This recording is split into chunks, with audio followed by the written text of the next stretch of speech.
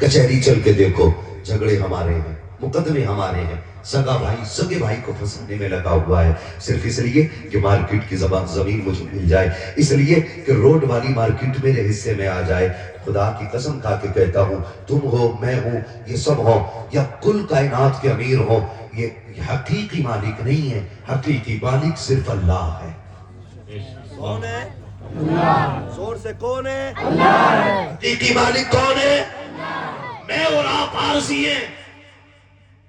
کوئی اپنی قبر میں باغ لے کے نہیں گیا، کوئی اپنی قبر میں مغلات لے کے نہیں گیا، کوئی اپنی قبر میں بینک بیلنس لے کر کے نہیں گیا۔ یقین نہ ہو تو پرانی حویلیوں کی بدلتی ہوئی تختیاں دیکھو۔ 50 سال پہلے الگ نام تھا، آج الگ نام کی تختی ہے، اور آنے والے 50 سال میں کتنی تختیاں بدل جائیں گی یہ صرف اللہ جانتا ہے کہ نہیں؟ ایسا بولو، ہے کہ نہیں؟ ہے کوئی جو قبر میں بینک بیلنس لے جائے؟ ہے کوئی جو دولت لے کے جائے؟ لیکن پھر بھی جھگڑے ہیں۔ حویلیاں نہیں بدلتی ہیں، حویلی کے رہنے والے کرایہ دار بدلتے رہتے ہیں، مسافر بدلتے رہتے ہیں۔ آج میرے نام کی تختی ہے، کل میرے بیٹے کے نام کی تختی، پھر اس کی بھی ہٹ جائے گی، پھر اس کے بیٹے کے نام کی تختی۔ ہوئے نامور بے نشاں کیسے کیسے، زمین کھا گئی آسمان کیسے کیسے۔ جب یہاں کچھ بھی ہے ہم لوگوں کا حقیقی نہیں ہے تو پھر ستم کیوں، پھر زیادتی کیوں، پھر بیسے بیسے کے لیے قتل و غارت کری کیوں، پھر اپنوں کے گلوں پہ یہ زیادتی کی تلوار کیوں؟ تو بتا، میں نے مانا کہ اگر بیگا 2 بیگا تو نے لے بھی لی تو کیا مرے گا نہیں؟ موت نہیں آئے گی؟ خدا را یتیموں کو کمزور نہ سمجھا کرو، لاوارثوں کو کمزور نہ سمجھا کرو۔ مولا کائنات مشکل کشا فرماتے ہیں، طاقتور سے ڈرنا یا نہ ڈرنا، لیکن کمزور سے ہمیشہ ڈرتے رہنا۔ کسی نے کہا تھا امیر المومنین، یہ بات سمجھ میں آتی ہے کہ طاقتور سے ڈرا جائے، لیکن یہ سمجھ میں ہی نہیں آتا کمزور سے کیوں ڈرا جائے۔ تو امیر المومنین حیدر کرار نے کہا تھا کہ طاقتور پہ ستم کرو گے، زیادتی کرو گے، وہ تم سے بدلہ لینے کی طاقت رکھتا ہے، وہ اپنی طاقت کے مطابق بدلہ لے گا، لیکن اگر غریب کو ستاؤ گے نا تو وہ تمہارے مقابلے میں نہیں آ سکتا، بلکہ جب اس کو تکلیف ہوگی وہ یوں نگاہ اٹھا کے آسمان کی طرف دیکھے گا۔ کہا سن، جب غریب ستایا جاتا ہے تو پھر وہ رب کو آواز دیتا ہے، اور رب جس کا بدلہ لیتا ہے پھر اسے کوئی مائی کا لال بچا نہیں سکتا ہے۔ اس لیے فرمایا تھا امیر سے ڈرنا یا نہ ڈرنا، لیکن غریب سے ہمیشہ ڈرتے رہنا۔ اور آج سب سے زیادہ ستم کمزور پہ ہوتا ہے۔ غلط نہیں کہہ رہا ہوں، اللہ نے ٹکے بھر کی دولت دے دی ہے نا، تو پھر کرسی چھوڑ کے اٹھتا ہی نہیں۔ ابا بھی آ رہا تو کہہ رہا بیٹھو، ابا سے بیٹا کہہ رہا یوں کرسی پہ بیٹا بیٹھا ہے، ابا سے کہہ رہا بیٹھو، لیمٹ میں رہے، اللہ ایک تھوڑا نکالے گا گردن میں اور توڑ کے رکھ دے گا۔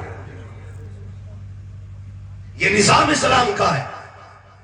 میرے حضور نے فرمایا من لم یرحم صغیرنا ولم یوقر کبیرنا فلیس منا، جو ہمارے چھوٹوں پہ شفقت نہ کرے اور ہمارے بڑوں کا ادب نہ کرے وہ ہمارا نہیں ہے۔ اب اندازہ لگائیے اگر آپ پیسے کے غرور میں بڑوں کا احترام نہیں کرتے تو آپ کہاں پر؟ آپ اگر چھوٹوں پہ شفقت نہیں کرتے ہو، مسجد میں آئے 5 وقت کے نمازیوں کو بچے مل کے جمعے کے دن تھپڑا لیا آ کے، نکل رہے نکل نکل نکل، ان سے کوئی نہیں پٹتا تو بچوں کو مار لیتے۔ جب ہم بچوں کو بچپن میں بھگا دیں گے تو جوانی میں تمہارا باپ لائے گا ہاتھ پکڑ کے۔ ان بچوں کو بچپن میں مسجد میں لانے کے عادی بناؤ، کوشش کرو کہ یہ بچپن میں 5 وقت کے نمازی بن جائیں، تاکہ پھر جوانوں سے مسجدوں کی صفیں آباد ہوتی نظر آئیں۔ جب عادت پڑھنے کی عمر تھی تو پوچھ لیا، نکل باپ شور کر رہا ہے، بچے ہیں، انہیں ادب سکھایا جائے پیار سے. یہ مسجد کا احترام ہے، یہ صف کا احترام ہے، یہ پاکی کا طریقہ ہے. یہ بتا کے انہیں مسجدوں میں رکھا جانا تھا، نہ کہ مار کے نکالنا تھا. لائیں گے انشاءاللہ مسجدوں میں؟ بولو لائیں گے مسجدوں میں انشاءاللہ. اپنے بچوں کو مسجدوں میں لے کر کے آؤ. تو میں عرض کر رہا تھا کہ یہ لالچ بری شے ہے. اگر آپ نے مقدمہ کر بھی دیا کیا مل جائے گا؟ ہماری نفرتوں کی حد ہو گئی.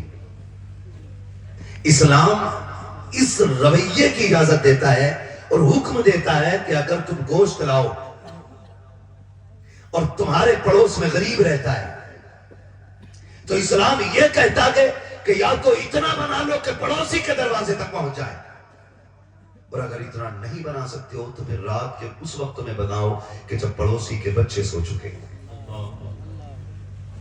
تاکہ تیرے کھانے کی خوشبو سے پڑوسی کے بچوں کو اپنی غربت کا احساس نہ ہو سکے. لیکن ہمارے رویے تو دیکھو شاگرد، ہم تو گھر میں بوٹی کھا کے منہ میں تیلی ڈال کے نکلتے ہیں اور کہتے ہیں آج پایوں میں مزہ آ گیا ہے، آج نہاری میں مزہ آ گیا ہے، آج بوٹی بڑی شاندار بنی ہوئی تھی. تمہیں خدا کا واسطہ دے کے کہتا ہوں، اسلام اس رویے کی اجازت نہیں دیتا ہے.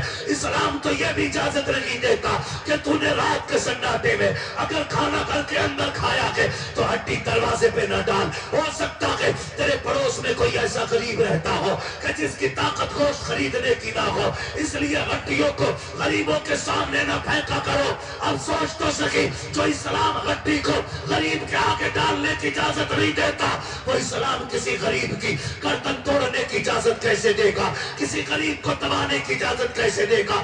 کسی غریب کو کچلنے کی اجازت کیسے دے گا؟ کسی غریب کو ستانے کی اجازت کیسے دے گا؟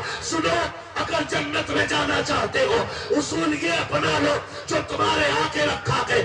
اگر تم سے زیادہ ضرورت مند تمہارے سامنے آ جائے تو اپنے آگے کا اٹھا کے اس کے حوالے کر دو، اس لیے کہ بھوک پر خود کھانے میں وہ مزہ نہیں آتا ہے جو اپنے آگے کا کسی غریب کو کھلانے میں مزہ آ جائے.